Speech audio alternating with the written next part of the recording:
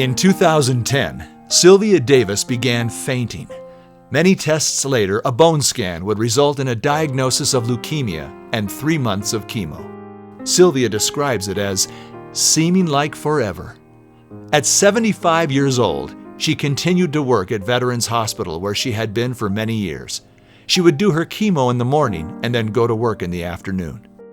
Always the optimist, Sylvia wasn't even upset when she lost her hair.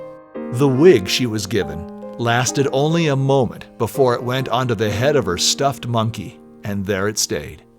During her final chemo infusion, just when she was looking forward to the worst being over, Sylvia suddenly went into cardiac arrest due to an allergic reaction to the chemo.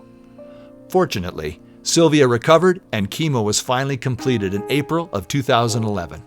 4 years would pass until, in 2015, Sylvia suddenly passed out at work. Emergency surgery for a twisted bowel would discover that her leukemia had returned.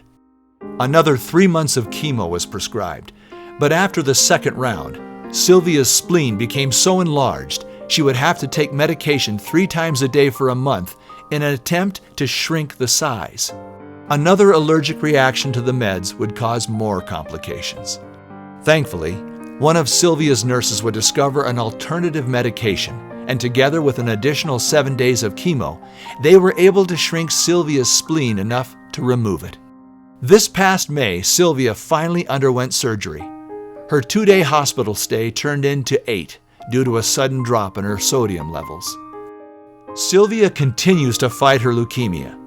There won't be any more chemo treatments, but because the disease eats her red blood cells, she must often undergo blood transfusions.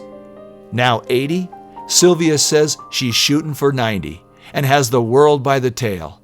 I'm fortunate to have a roof over my head, food on the table, and good friends and family.